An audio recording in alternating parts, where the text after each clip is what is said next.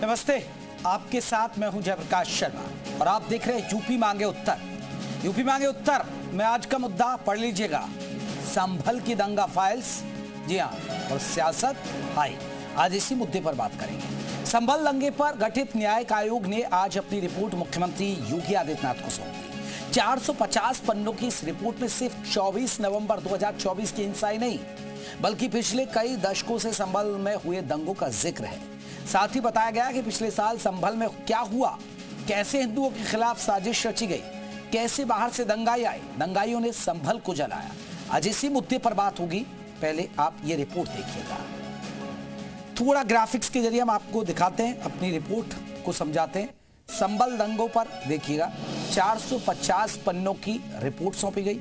ये आप देख सकते हैं, ये महत्वपूर्ण बिंदु हम बता रहे हैं। इसमें 24 नवंबर 2024 की हिंसा प्लानिंग का है नतीजा, साजिश का नतीजा है। संभल हिंसा कई सालों से पनपते तनाव का नतीजा है। सांसद वर्ग के जहरीले बयान से भड़का था दंगा, ये बात भी सामने आई है। 22 नवंबर 2024 को दिया था जहरीला बयान, हम इस देश के मालिक हैं वाले बयान से भड़की हिंसा। इसके अलावा आपको बता दें, कन्वर्टेड हिंदू पठानों ने किया था वर्ग का विरोध। 24 नवंबर 2024 को आमने सामने आए तुर्क और पठान।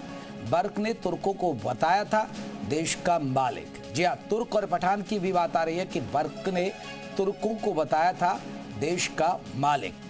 बाकियों ने बताया नौकर और गुलाम, बाकियों को उन्होंने नौकर और गुलाम बताया। और संभल दंगा और ये चीजें हम आपको बता रहे हैं। अब आपको कुछ और बिंदु बता रहे हैं।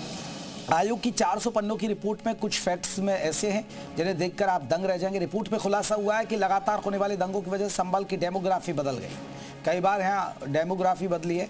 आपको बता दें, जहां संभल के हिंदू की आबादी करीब 45% थी, वहीं अब ये घटकर से 15 से 20% रह गई। यानी 1947 से अब तक संभल में 30% हिंदू आबादी घटी है, जो वहीं 1947 में जहां मुस्लिम आबादी 55% थी, वो बढ़कर 85% हो गई। डेमोग्राफी एक विशेष वर्ग के लोगों की वजह से, दंगों की वजह से यहां स्थिति हुई है। चलिए तो एक रिपोर्ट हम आपको दिखाते हैं कैसे सत्ता पक्ष विपक्ष इस पर वार पलटवार कर रहे।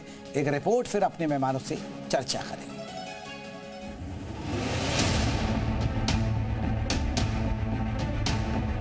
जिस तरीके की बातें चलती रही हैं कि अत्याचार हुए हैं, कैसे अत्याचार हुए हैं, ये रिपोर्ट के आधार पर निर्भर करता है। संभल में पिछले 9 साल से जो हिंदू पलायन किए हैं, इसके लिए भाजपा सरकार दोषी और जिम्मेदार है।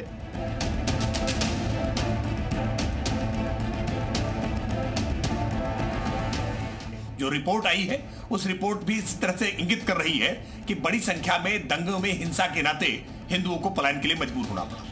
हमने देश का इतिहास देखा है और दुनिया भर में जहां जहां भी इस प्रकार से दंगे में किसी मजहब या जाति के आधार पर किसी को प्रताड़ित किया गया है, वहां से उनकी संख्या का कम हो जाना बहुत स्वाभाविक सा है। क्या रिपोर्ट दी है इसके बारे में भी कोई जानकारी नहीं है। बयान हमने भी अपने दर्ज कराए थे SIT के सामने। अब देखते हैं, जब रिपोर्ट आ जाएगी तब उस पर हम बताएंगे कि SIT ने क्या रिपोर्ट दी है, क्या नहीं दी है। अभी हमारी जानकारी में कुछ है ही नहीं, तो क्या बताएं, बताइए।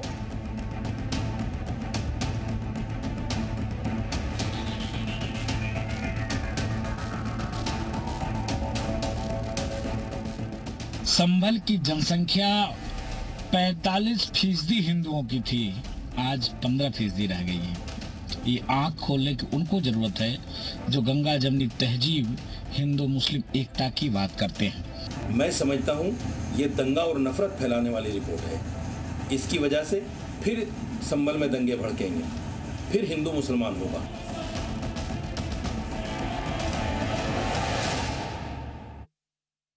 एक बड़ी खबर आपको बता दें, संभल दंगे की रिपोर्ट पर डिंपल यादव का बयान आया है। सपा सांसद डिंपल यादव का बीजेपी पर आरोप, बीजेपी ने ध्यान भटकाने की साजिश है ये बीजेपी की। डिंपल यादव ने ये कहा है, बीजेपी के खिलाफ कई बड़े मुद्दे हैं, इसलिए ध्यान भटकाने के लिए ऐसा हो रहा है, इसलिए इस मुद्दे को बीजेपी उठा रही है। ये डिंपल यादव ने आपको बता दें कहा है। लगातार देखने को मिल रहा है, जब भी कोई बहुत ही विशेष मुद्दा होता है तो उस मुद्दे से भटकाने के लिए भारतीय जनता पार्टी के लोग या उनका गुट कोई ना कोई इस तरह के प्रकरण करता है जो लोगों के बीच में भ्रम फैला सके और सही मुद्दों से ध्यान भटका सके। तो इसी पर बात करेंगे। हमारे साथ कई खास मेहमान रहेंगे। जल्दी से अपने मेहमानों का मैं परिचय करा दूं। हमारे साथ आपको बता दें, धर्मवीर प्रजापति हैं, प्रभारी मंत्री हैं संभल जिले के, वो जुड़ गए हमारे साथ। राजेश चौधरी हैं, बीजेपी के प्रवक्ता और विधायक भी हैं। राजेश जी आपका बहुत बहुत स्वागत है। धर्मवीर प्रजापति जी आपका बहुत बहुत स्वागत है। हमारे साथ आपको बता दें, वैभव गिरी महंत जूना अखाड़े के, वो भी हमारे साथ जुड़ गए, आपका बहुत बहुत स्वागत है। हमारे साथ मौलाना शाहबुद्दीन रजवी हैं, वो भी हमारे साथ जुड़ गए। और विधायक है समाजवादी पार्टी के, आपको बता दें मोहम्मद हसन रूबी, वो भी हमारे साथ जुड़ गए। पहले मैं चर्चा की शुरुआत धर्मवीर प्रजापति जी से करूंगा क्योंकि प्रभारी मंत्री हैं। धर्मवीर प्रजापति जी, अभी जो रिपोर्ट आ रही है उसमें यह आया, डेमोग्राफी को लेकर सवाल उठाए गए। उसमें यह बताया गया कि दंगे पूरी प्लानिंग से किए गए, बाहर से लोग बुलाए गए। आप तो प्रभारी मंत्री हैं, संभल आना जाना लगा रहता है, क्या वाकई में यही स्थिति, यही चीजें सामने आती हैं? आपके भी लोग कहते हैं वहां?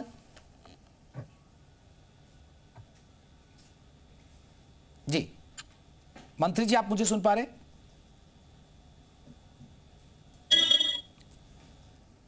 धर्मवीर प्रजापति जी, आपसे मेरा सवाल था। हमने अभी देखी नहीं है और हमारे जी रखिए बात, रखिए। ये मैं कह रहा हूं कि जो रिपोर्ट सौंपी गई है माननीय मुख्यमंत्री जी को, अब माननीय मुख्यमंत्री जी उसका अध्ययन करेंगे और जो उसमें तब हम उसमें जी आपको नहीं लग रहा कि ये जो रिपोर्ट जो बता रही है, ये कहीं ना कहीं एक चिंता बढ़ाती है और कहीं ना कहीं हिंदुओं के पलायन को लेकर सवाल उठाती है, डेमोग्राफी को लेकर सवाल उठाती है? सवाल ये भी उठते हैं कि समाजवादी पार्टी के सांसद ने भड़काऊ बयान दिए और इसीलिए हिंसा हुई। देखिए, सही बात तो ये है कि जब हम वहां संभल जाते हैं और पब्लिक मिलती है, संभल के अलावा अगर हम मुरादाबाद भी जाते हैं तो वहां भी पब्लिक मिलती जी,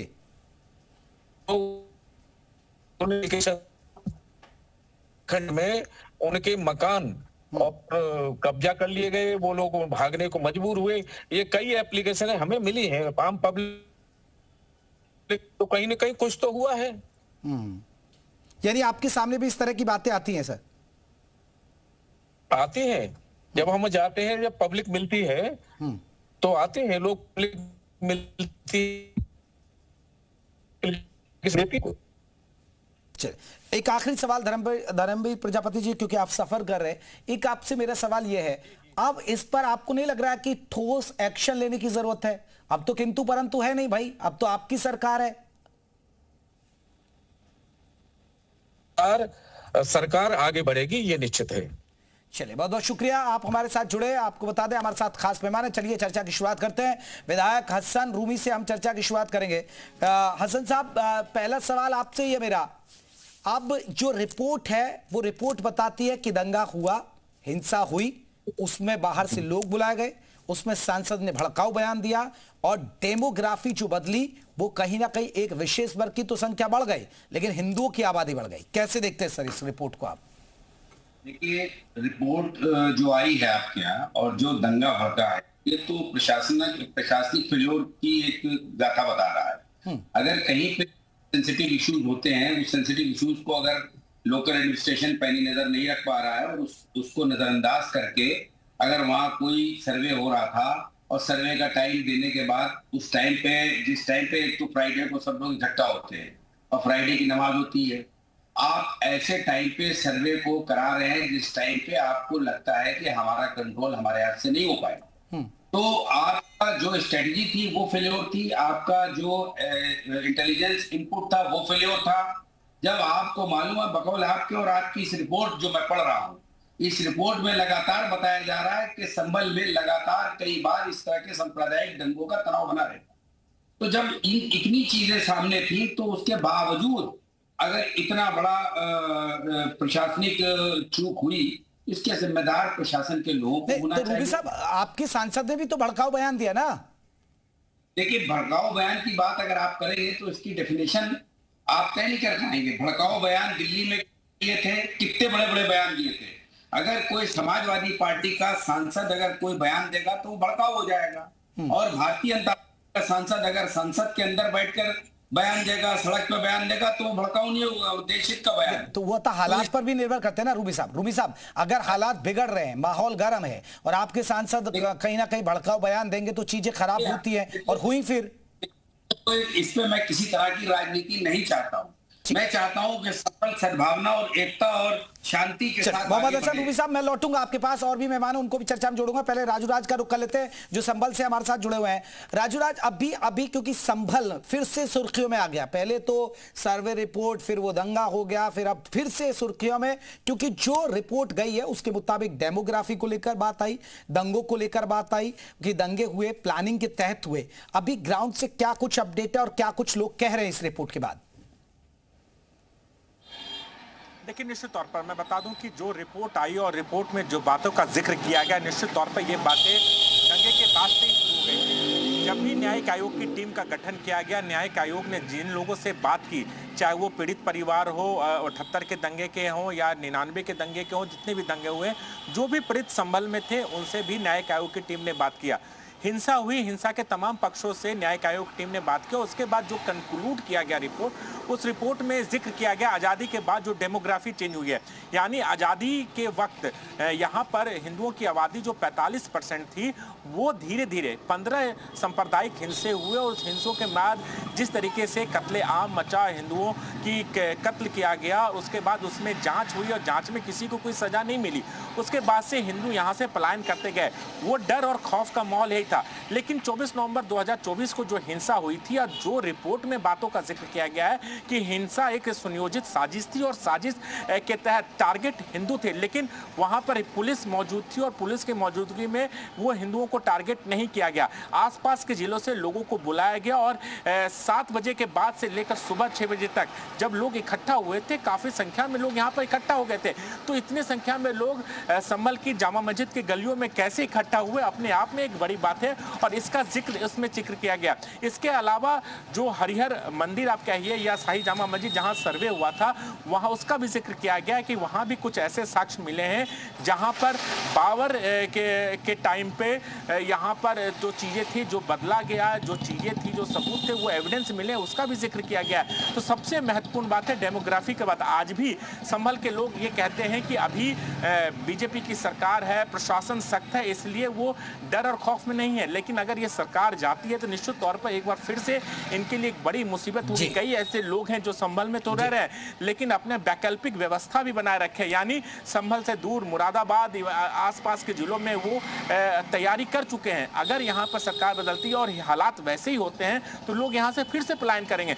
ये लोगों के अंदर डर और खौफ आज भी बैठा हुआ है। बिल्कुल, डर और खौफ आज भी बैठा हुआ और एक बड़ी बात है और यही जो रिपोर्ट में आया। राजूराज, आपके पास हम फिर लौटेंगे, हमारे साथ बहुत मेहमान खास जुड़े हुए हैं। राजेश चौधरी जी का रुख कर लेते हैं। राजेश चौधरी जी, मैं आपसे एक रिएक्शन चाहूंगा। अभी समाजवादी पार्टी के विधायक मोहम्मद हसन रूमी को सुना, उन्होंने साफ तौर पर कह दिया कि ये तो सरकार का फेलियर है, इसमें जो रिपोर्ट है तो भाई सरकार कहां सो रही थी?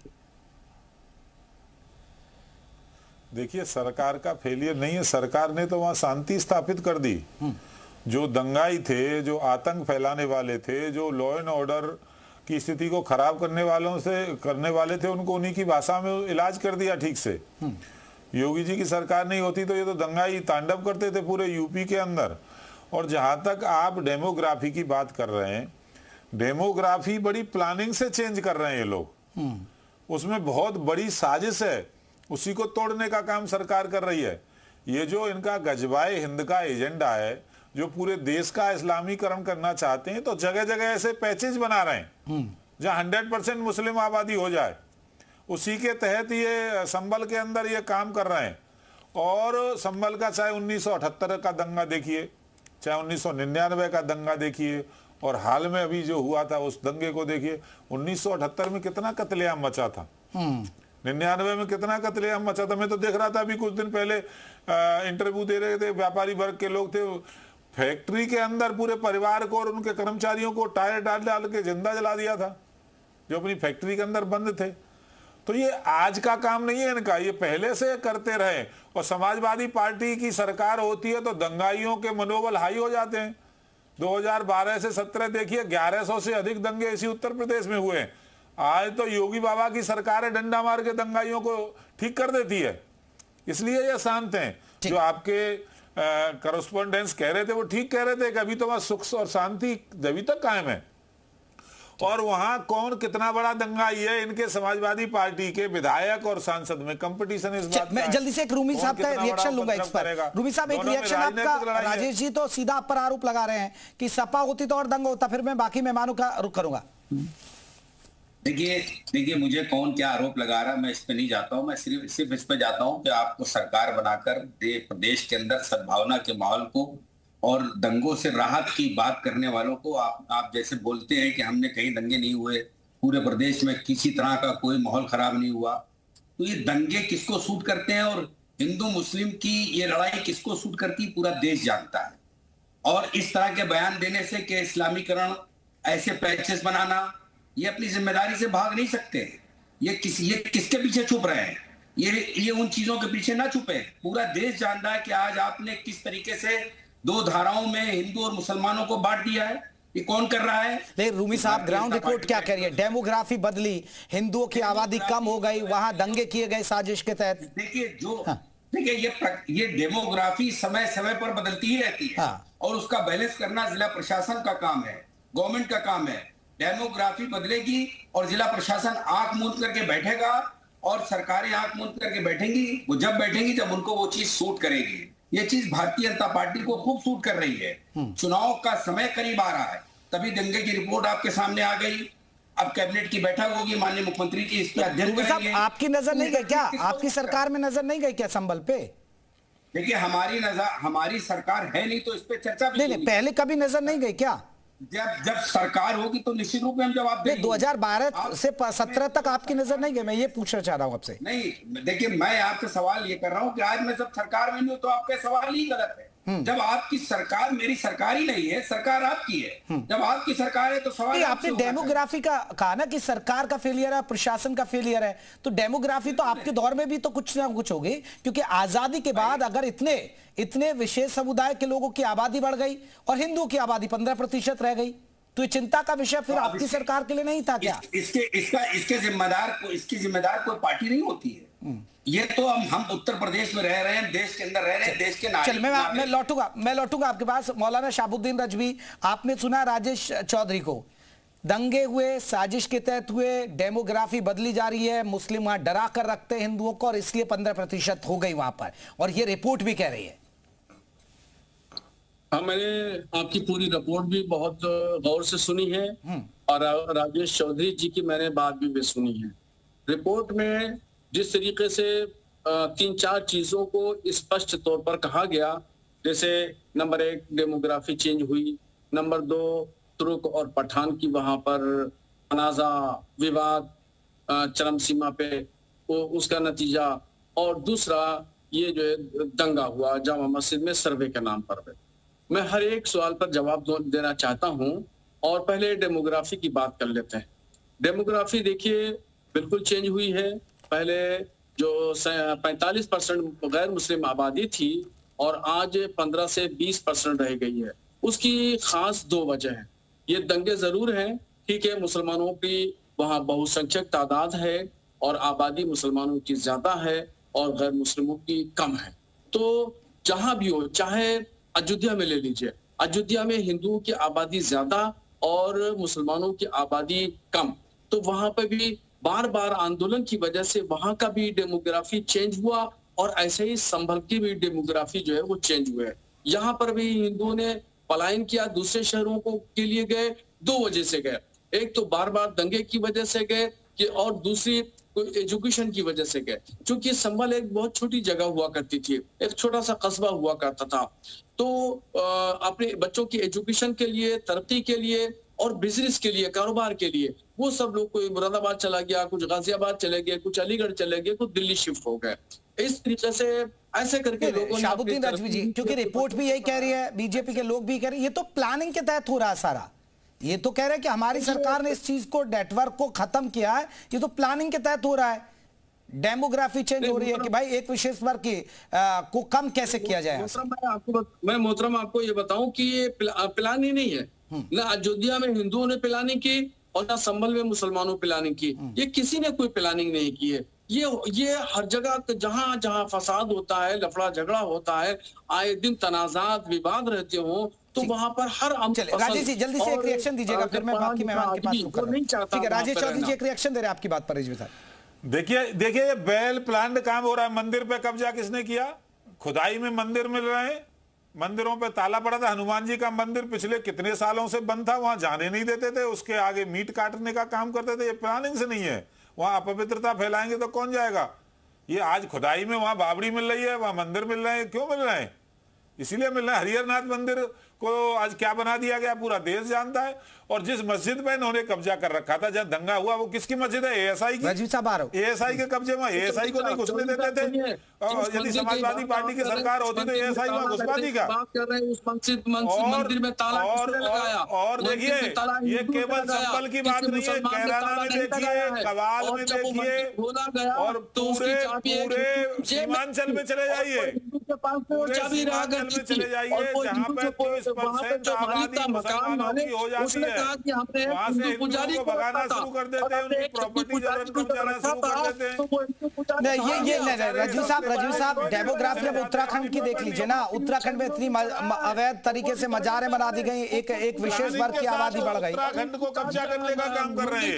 ये तो उत्तर प्रदेश से लगता हुआ जिला है। चलिए मैं लौटूंगा सर, मैं लौटूंगा राजेश चौधरी जी, मैं लौटूंगा। वैभव गिरी है मेहनत है जूना अखाड़े से, उनको भी चर्चा में जोड़ लेता हूँ, और साथ ही साथ हमारे साथ और भी मेहमान है, उनको भी चर्चा में। बात करिए, आईना देखिए, आईना किसी में मुसलमान ने ताला नहीं लगाया था, ताला हिंदू ने लगाया था, और हिंदू का खुद का बयान आया कि हमने एक पुजारी रखा, घुसने ही नहीं देते थे हिंदुओं को, और उसने मौलाना शाहबुद्दीन देखिए, मानिए एक विशेष वर्ग की आबादी की वजह से वहाँ हिंदुओं की हिम्मत ही नहीं होती थी। ये है सच, ये सच है, आप ये मत मानिए। ठीक है मैं लौट रहा हूँ, मुझे और भी मेहमान जोड़ना है। आरती की है हनुमान जी की। ठीक है मौलाना साहब रुकिएगा। ठीक है हमारे साथ मेहनत है जूना अखाड़े से।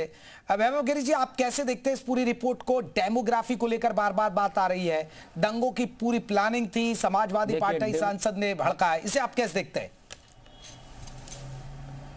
मैं कह रहा हूँ 1947 के बाद देश तो हमारी आजाद हो गई थी, लेकिन ये संभल मेरा आजाद नहीं होता इन आतंकियों की वजह से। इन्होंने संभल को मेरा घेर रखा था। जितने मेरे हिंदू 4 दशक पहले की बात बता रहा हूँ, 45% हिंदू की संख्या थी और इन लोग की 50%। अब देखिए 30%, इन लोग की 85% हो गए, हम लोग की आ गई 30% पे, क्योंकि इन लोगों ने शुरू से लेकर अब तक हमारे सनातन को, हमारे सनातनियों को, हमारे देश के लोगों को हिंदुत्व को आजाद करने लोगों ने अपना टारगेट बनाया, वहां आतंकियों का गढ़ बनाया। वहां से जितने हिंदुओं पर टारगेट, उन पर गोली बारी और अत्यंत घटना करके उन लोगों को डरा धमका कर उनको वहां से भागने पर मजबूर किया, जिसमें अभी भी वो साक्ष्य के रूप में कुछ लोग वैसे हैं। इन लोगों का ये हमारे सनातन पे ही क्यों टारगेट रहता है भाई? हर हमारे सनातन जो शुरू से लेकर आज तक इन लोग को प्रमाण क्या प्रमाण चाहिए? सत्य को प्रमाण की जरूरत नहीं होती है। आप कहां देखो, हरिहरनाथ मंदिर में देखो दीवार पे चिन्ह, काशी विश्वनाथ मंदिर में देखो सब भी चिन्ह, अभी हमारे काशी इमामबाड़ा में निकला है, इन लोगों के इमामबाड़ा में महादेव जी कुआं निकला है। क्या इनको प्रमाण चाहिए? इनको प्रमाण चाहिए, खुद की प्रमाण देना, वो कहां से आए? औरंगजेब तो चले गए, लेकिन इन जैसे आतंकी लोगों ने औरंगजेब बन के हमारे देश को खोखला कर रहे हैं। अब हमारे योगी जी ने, हम लोगों को तो पहले से ही पता था, क्योंकि संभल मेरा धार्मिक केंद्र है, वो वहां पे हमारे कल की भगवान का अवतार होने वाला है, अवतार का केंद्र है वो। ठीक है, इन लोग को ये नहीं पता। ठीक है ये नई रिपोर्ट हम लोग को पहले से पता, लेकिन हम लोग की बातों को सुना नहीं जा रहा था। आज योगी जी के द्वारा हमको दी गई है। ये जो वैभव गिरी जी आरोप लगा रहे हैं, इन लोगों को प्रमाण चाहिए। कितने हमारे सनातनियों को इन लोगों ने, ठीक है वैभव गिरी जी आपकी बात पे जवाब ले, कितने रो रहे, बिलख रहे, कितनों के घर से वो किए। तालामर रशीदी प्रमाण चाहिए इन लोग की, उनके खुद की प्रमाण नहीं है, कहां से आए हैं? ठीक है वैभव गिरी जी रुकिए। रशीदी जी अपनी बात रखिएगा। देखिए महोदय, सबसे बड़ी बात तो ये है कि जो संभल हिंसा के बाद जो आयोग बना था वो जांच आयोग बना था, पर सवाल यहाँ पे ये है कि जांच आयोग नहीं, ये तो जनसंख्या आयोग नजर आ रहा है। जो आयोग बनाया गया था उसको इस बात की जांच करने के लिए बनाया गया था कि संभल में हिंसा किन कारणों से हुई, वहां जो 4-5 बच्चे मारे गए मुसलमानों के गोली में, वो क्या हकीकत में पुलिस की गोली से मारे गए या किन कारणों से मारे गए। तो उस पर चर्चा ना करके, उस पर बात करके ना करके, ये आयोग भी जो 450 पेज की इसकी रिपोर्ट है वो 1947, 1984 और 1971 के बातें कर रहा है, वो जनसंख्या आयोग की तरह काम कर रहा है। तो ये खुद अपने आप में एक बहुत ज्यादा हास्यास्पद स्थिति है कि जो जांच आयोग बनाया था इस बात की जांच करने की उनकी हिंसा के कारण क्या रहे, जो बच्चे गोली में मारे गए वो किनकी गोली से मारे गए, क्यों मारा गया, पुलिस ने आखिर गोली क्यों चलाई, क्या ऐसे हालात बने, जो लोकल प्रशासन थे उसकी क्या कमियां रही, क्या गलती की, कैसे उन चीजों को रोका जा सकता था, उस पर बात करने के बजाय बात किस पे की जा रही है, जनसंख्या आयोग की। क्या हमारे देश में सेंसस नहीं होता, क्या हमारे देश में ऑलरेडी एनएचएफएस नहीं है, एनएचएफएस से डेटा क्या कहता है, इसकी आबादी बढ़ रही है। पिछले 1947 के बाद से एनएचएफएस नेशनल हेल्थ फैमिली सर्वे जो गवर्नमेंट का ऑथराइज ये जनसंख्या के तलाब आमिर रशीदी उस रिपोर्ट में ये भी कहा है ना, समाजवादी पार्टी के सांसद ने भड़काऊ बयान दिए। यहाँ जो दंगे की वजह है कि बार बार यहाँ पहले भी दंगे हुए हैं ना, ये किया जा रहा है। जी क्या सवाल है आपका? नहीं, दंगे तो यहाँ पहले भी हुए ना, तो वो दंगों की भाई वजह क्या है, जड़ में क्या है, वो जड़ में तो जाएगी ना एक टीम, एक जांच आयोग की टीम ये तो जानेगी ना ये दंगा क्यों होता है। यहाँ बैठे हुए जो नफरत की बात करते हैं, हिंसा की बात करते हैं, दो धर्मों को लड़ाने की बात करते हैं, दो संप्रदाय को लड़ाने की बात करते हैं, आरएसएस की मानसिकता के लोग, बजरंग दल के लोग, भारतीय जनता पार्टी के लोग, कौन दंगे से किसको फायदा होता है? आज दंगा के लोग राजनीतिक लाभ सबसे ज्यादा कौन उठाता है, कौन राजनीतिक दंगों से सीखता है, किसके इतिहास में बना हुआ ये सबके सामने है। देश जानता है कि दंगे से किसको फायदा होता है। इसलिए संभल हिंसा पे भी बात किया जा रही है, जांच आयोग को बना दिया गया जनसंख्या आयोग, ये सबसे बड़ा मजाक है। राजेश चौधरी जल्दी से एक रिएक्शन, फिर राजू दास जी से मैं एक रिएक्शन लूंगा इस पे। ये कह रहे हैं कि देखिए आप ये किस मुद्दे पर बात कर रहे हैं, रिपोर्ट किस लिए बनी, गए डेमोग्राफी। नहीं सुनिए, हाँ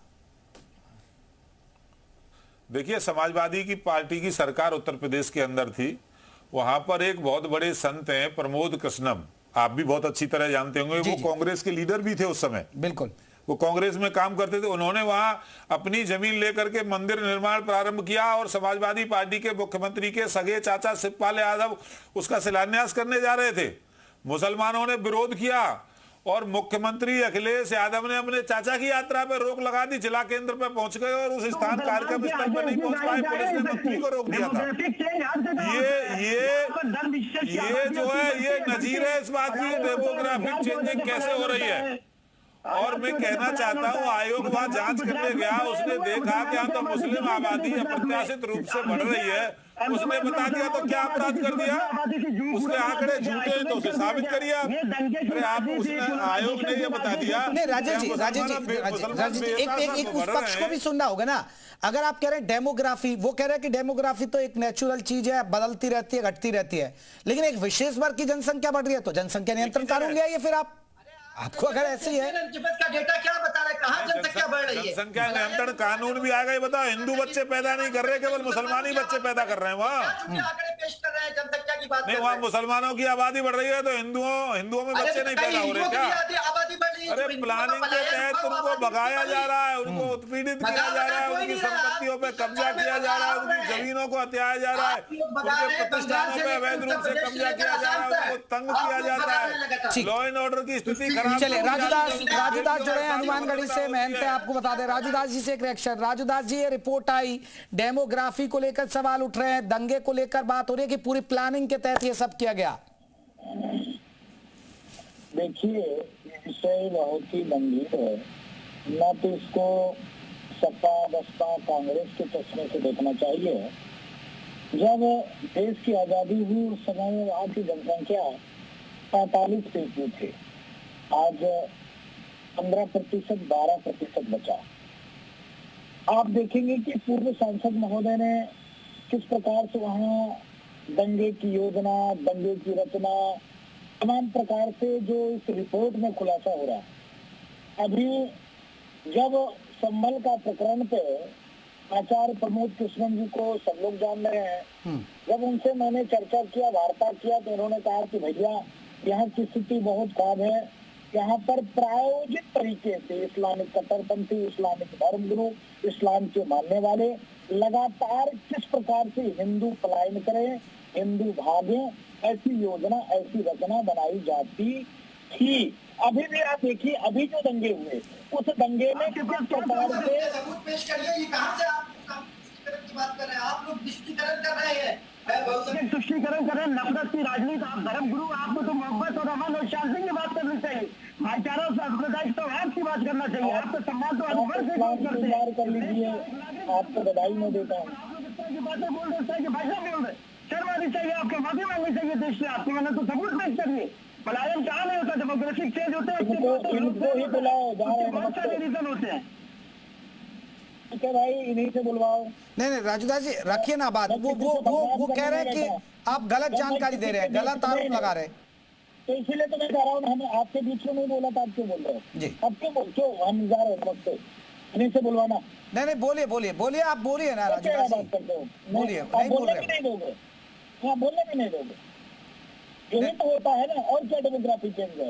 यही डेमोग्राफी चेंज है कि आप जब टीवी पे बोलना नहीं दे रहे हो, शिवपाल यादव का कार्यक्रम नहीं होने दिया, वहाँ पर कांग्रेस के नेता आचार्य प्रमोद किशनन थे, तो भाजपा सपा कांग्रेस से जो सपा और उसके नहीं थे, कांग्रेस के नेता थे, और खुद चाचा शिवपाल यादव जी कार्यक्रम में गए थे।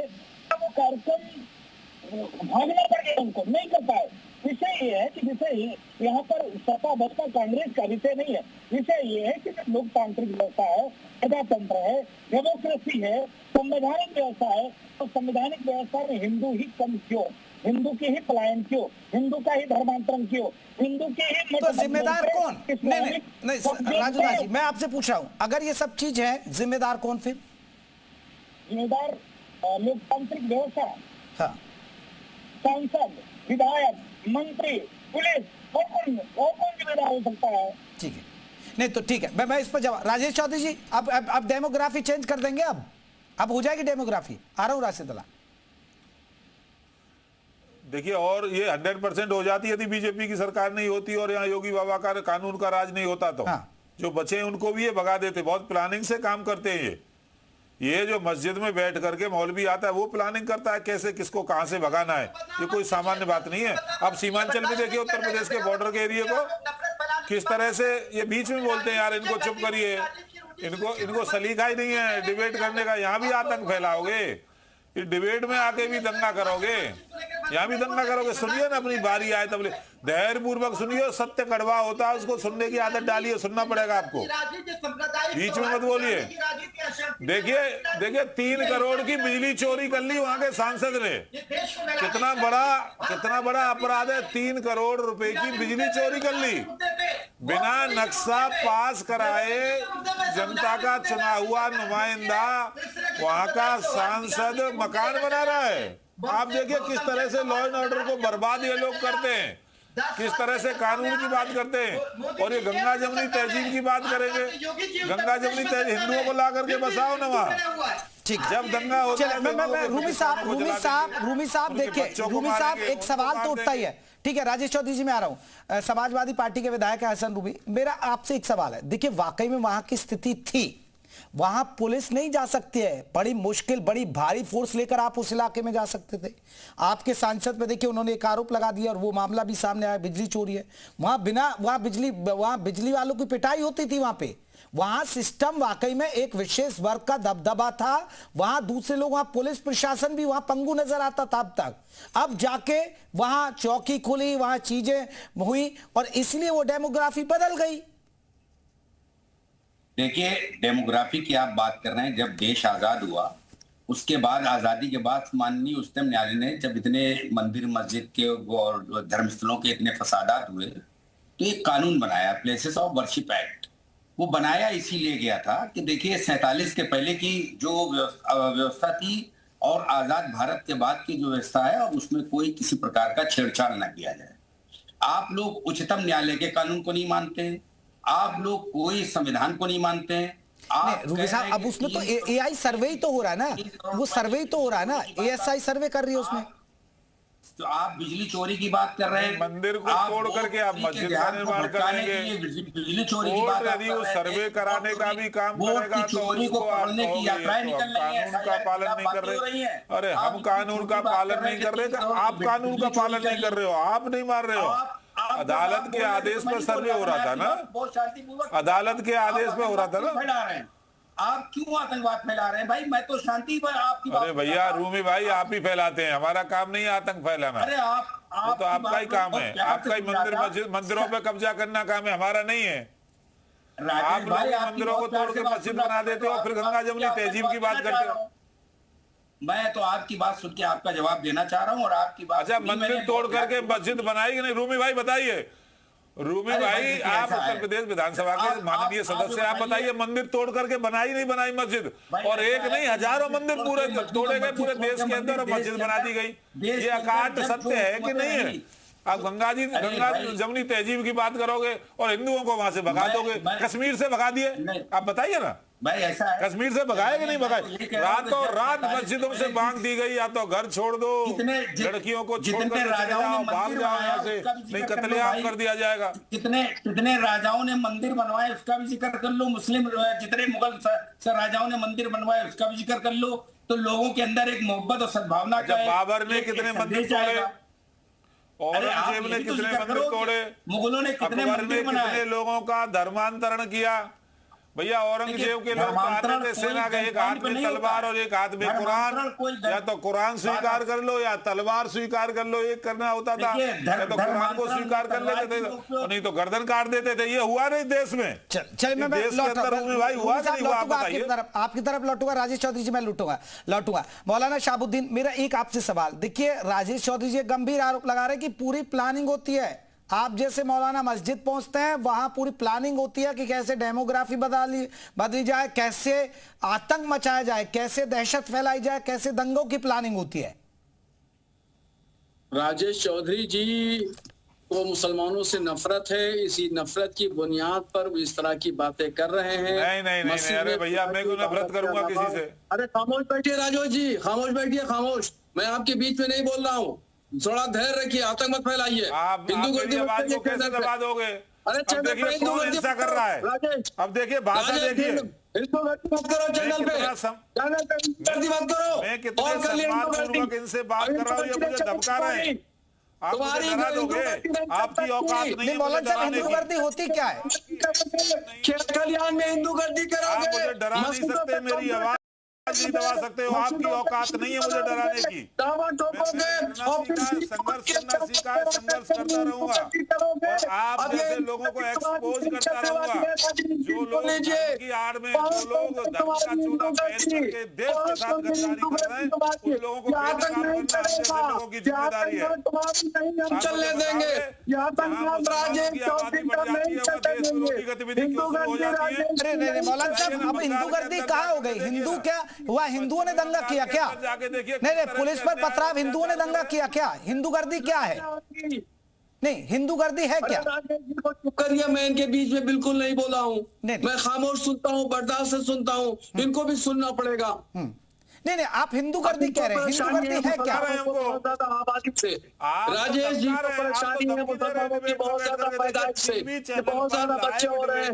तो ये राजेश जी तो सामान्य जनता का क्या हाल करते होंगे दिख रहा है कि कोई बच्चा पैदा मत करना, किस इनसे कहा कि बच्चा पैदा मत करना, किस मुल्ला जी ने जाके कहा, किस इमाम ने जाके कहा, किस मौलवी ने जाके कहा राजेश जी बच्चा पैदा मत करना, किस मुस्लिम संगठन ने इनसे जाके कहा राजेश जी बच्चा पैदा मत करना। अरे राजेश जी खूब बच्चा पैदा करो, मुसलमान 4 पैदा करते हैं तो राजेश जी 8 पैदा करो और 9 लगा पैदा करके इतनी कि 2 बच्चे पैदा करना चाहिए।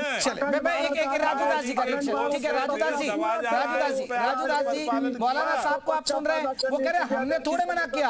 अगर हम मुस्लिम 4 कर रहे तो आप 6 बच्चे पैदा कर लीजिए, डेमोग्राफी बदल लीजिए। काट पकड़ के पूछ लूंगा राजूदास जी कौन ऐसा शख्स है। ठीक है मौलाना साहब एक रिएक्शन राजूदास जी का हो जाए आपकी बात पर।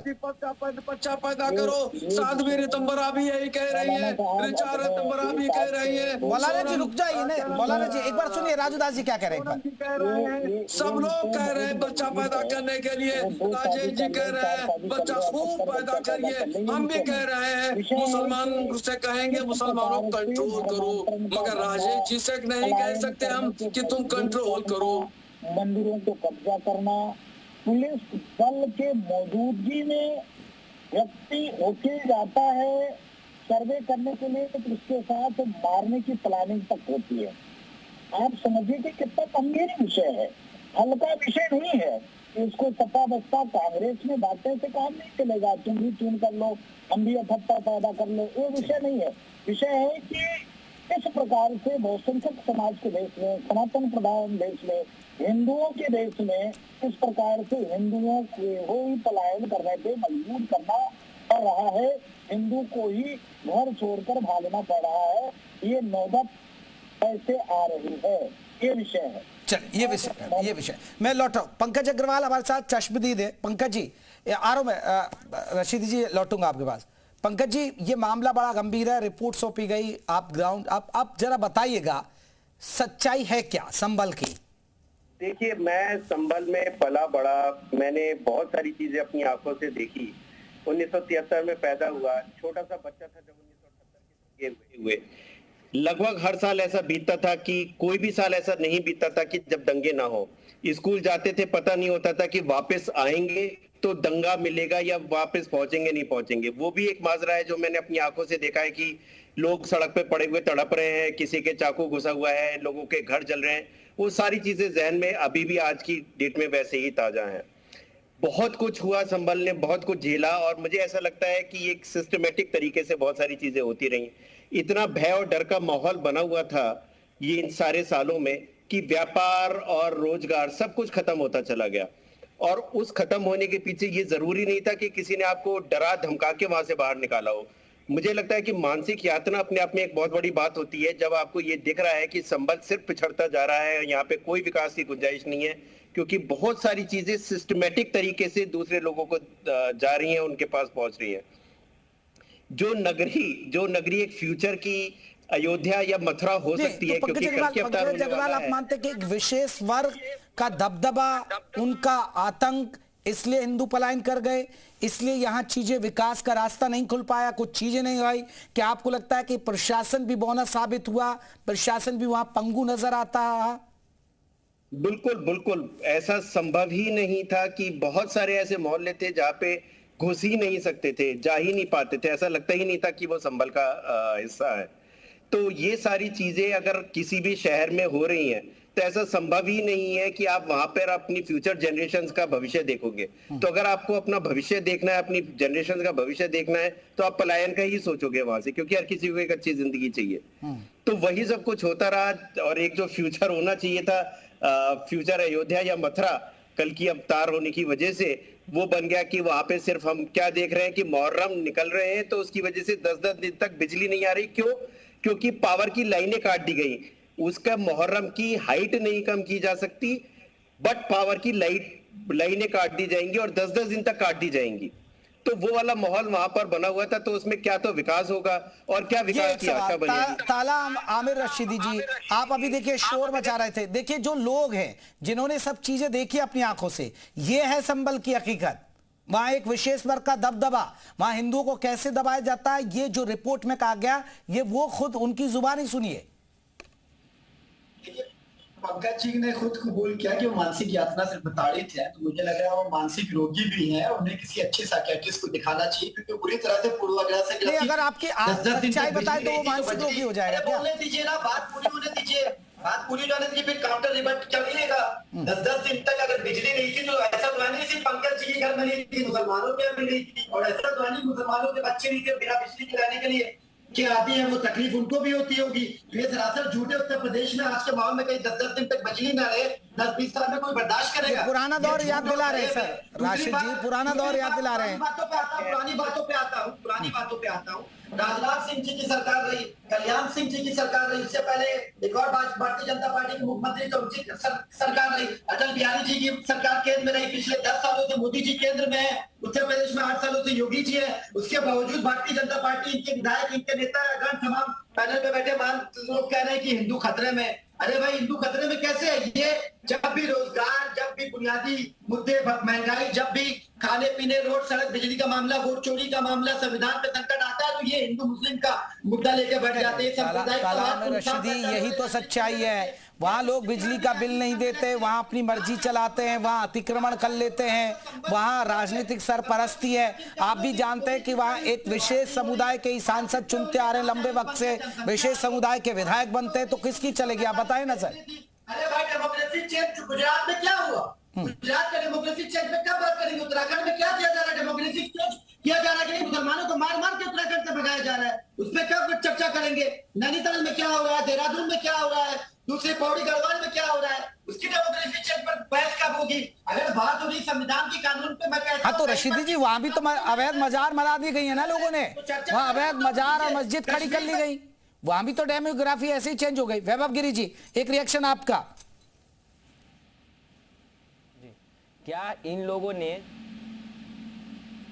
जी रिपोर्ट के बाद हम उनके डेमोग्राफी चेंज होगा, अब सरकार चेंज करेगी इनको डेमोग्राफी। हर जगह हमारी पुरातनों को, हमारी सनातनों को, हमारी धार्मिक स्थानों को, सबको इन लोगों ने अपने ऊपर लगा के उनको एक मेकअप तैयार किए। इनके सारी मेकअप धोया जाएगा और मेकअप के बाद खुद इनको समझ में आएगा कि मैं कैसा रूप। इनकी चेहरा देखने पर डर जाएंगे लोग, इनकी चेहरा देखने से ही लोग डर जाएंगे जो मेकअप बना के घूम रहे हैं ना ये लोग। संभल को अभी तक मेरा संभल के जितने भी वहां सनातनी हमारे हैं उनके संघर्ष जितने भी किए, जितने भी बलिदान दिए, माँ बहनों बेटों जितने भी हमारे, उनका अभी जाके रिपोर्ट के तहत उनकी सारी चीजें आई है संघर्ष के। अब उनकी ज्यादा देर नहीं, जितनी नदियां उफान मार रही है ना सबको बहा के ले जाएगी उसके अंदर। जी सनातन के जो विरोध आया, जो आगे किया, सब वैसे ही बहे हैं। ठीक, मैं राजेश चौधरी जी अब देखिए, अब आप ठीक है आपने कहा, अब तो अब आपकी सरकार है, अब आपको रिपोर्ट भी मिल गई और फिर मैं इस पर मौलाना साहब से भी रिएक्शन लूंगा।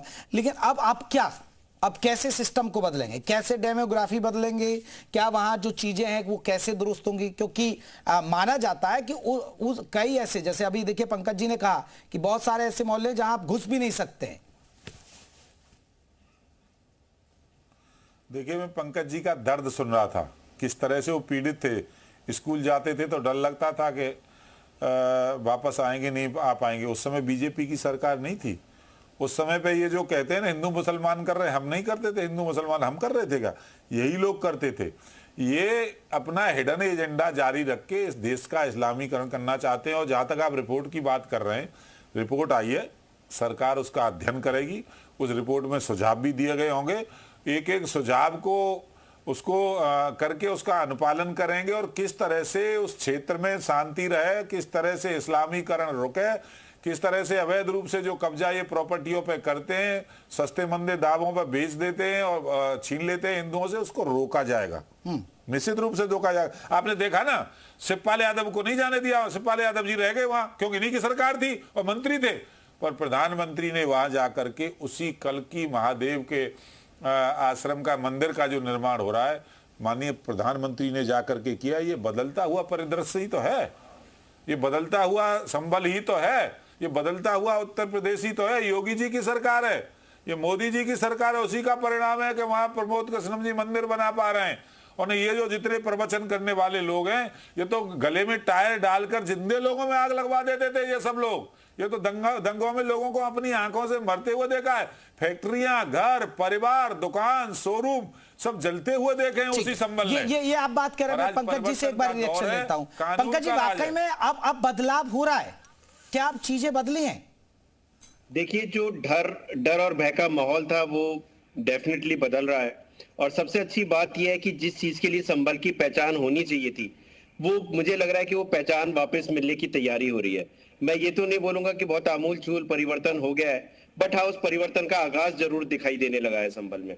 और मुझे लगता है कि आने वाला वक्त ऐसा होगा कि जब लोग ये सोचेंगे कि हाँ भाई, अगर कैरियर बनाना है, अगर रोजगार करना है, अगर व्यवसाय करना है, तो संभल एक अच्छा ऑप्शन है, जो कि बहुत सारे और शहरों के लिए, बहुत सारे और जिलों के लिए, संभल के लिए अभी तक नहीं था, बट वो परिवर्तन दिखने लग गया। ठीक है, ये एक मौलाना साहब मैं आपसे जानना चाहूँ, आप देखिए बरेली, और बरेली के आप संभल से कुछ ज्यादा दूरी नहीं होगी, आप तो बखूबी जानते हैं कि संभल पिछड़ गया। क्यों पिछड़ गया संभल? अगर सरकार ध्यान दे रही है, विकास के रास्ते खोल रही है, कुछ चीजों को बदलाव हो रहा है, जैसे पंकज जी कह रहे हैं, उसमें भी फिर हिंदू मुसलमान क्यों खोजा जाए? हाँ बिल्कुल, देखिए, तरक्की के रास्ते में हिंदू मुसलमान नहीं खोजा जाना चाहिए। तालीमी पसमानदगी में और कारोबार में, बिजनेस में, और भी बाहर और अंदरून अंडर कंट्री हो या फॉरेन कंट्री हो, जॉब के मामलात हो, एक्सपोर्ट इंपोर्ट हो, इन तमाम मामलात में संभल की तरक्की होना चाहिए। और उत्तर प्रदेश की गवर्नमेंट वहां पर कुछ विकास के काम कर रही है। अच्छी बात है, हम इसका समर्थन करते हैं। कोई भी क्षेत्र हो, हर जगह का विकास होना चाहिए। संभल का हो रहा है और अच्छी बात है कि वहाँ हिंदू मुस्लिम जो लोग भी हैं, जो भी जैसे भी गुज़श्ता हालात थे, अब उन तमाम चीजों को छोड़ देना चाहिए, नए सिरे से नई जिंदगी का आगाज करना चाहिए और तरक्की के साथ में आदमी को रहना चाहिए। और इसको हिंदू मुस्लिम के खाने में न बांट करके बल्कि इसको विकास के खाने में बांटिए। वहाँ उसे इस नजरिए से देखिए कि अगर किसी का भी विकास हो रहा है तो वो हमारा भाई है, हमारे देश का नागरिक है, हमारे यहीं का हमवतन है, रहने वाला है, हमारा साथी है। तो इस नजरिए से देखें तो और ज्यादा अच्छा होगा। गलत साहब, व्यवस्थाएं तो बदलनी पड़ेंगी ना, दंगों की चीजों को खत्म करना पड़ेगा ना, कि वहां दंगे होते थे वो चीजें, सिस्टम तो खत्म करना ही पड़ेगा ना। वहां एक विशेष वर्ग का दबदबा है, वहां अतिक्रमण कर लेते हैं, वहां बिजली बिल नहीं देते हैं, वहां जहरीले बोल बोले जाते हैं, वहां विशेष कौम को टारगेट किया जाता है। जब तक ये चीजें नहीं रुकेंगी फिर कैसे होगी वहां पर चीजें सही? हाँ नहीं, बिल्कुल इस तरह जहरीले बोल नहीं बोलना चाहिए, अच्छे अखलाक से बोलना चाहिए, अच्छी बात करना चाहिए, इस तरह की बात करना चाहिए कि सामने वाले को कोई तकलीफ न हो। चलिए राजेश जी, आखिरी कमेंट आपका, जल्दी से हम चर्चा खत्म करने जा रहे हैं। ठीक है, देखिए जो मौलाना जी बोल रहे हैं, मुझसे एक और आग्रह करूंगा कि मेरा विनम्र निवेदन होगा, आप अपने समाज को समझाइए कि वहाँ एएसआई की टीम जा रही है, वहाँ कोई वकील सर्वे करने जा रहा है तो उसकी जान भी मत लीजिए। बिजली सरकार दे रही है तो उसका बिल भी दीजिए। वहाँ पानी नगर पालिका अवेलेबल करा रही है तो उसका बिल भी दीजिए। और जो संविधान है उसको मानिए। छुरा लेकर के मत निकलिए, छुरा लेकर के सड़क में मत निकलिए कि कोई गैर मुस्लिम आएगा तो उसकी हाथें निकाल करके बाहर डाल देंगे, उसका सर कलम कर देंगे। ये मत करिए। ये सब समझाने की आवश्यकता आपको केवल अपने समाज को है, इस्लाम को मानने वाले लोगों को समझाने की आवश्यकता नहीं है। हिंदू तो बहुत शांति। चलिए, एक रिपोर्ट और रिपोर्ट के बाद फिर से संभल सुर्खियों में है। मैं माफी चाहूंगा, मेरे पास इतना वक्त था, मैंने आज लंबी डिबेट की आप सभी के साथ। बहुत बहुत शुक्रिया आप सभी मेहमानों का आपसे बातचीत करने के लिए। तो सियासत हाई है क्योंकि संभल की एक दंगा फाइल्स यानी एक रिपोर्ट आई है। नमस्ते।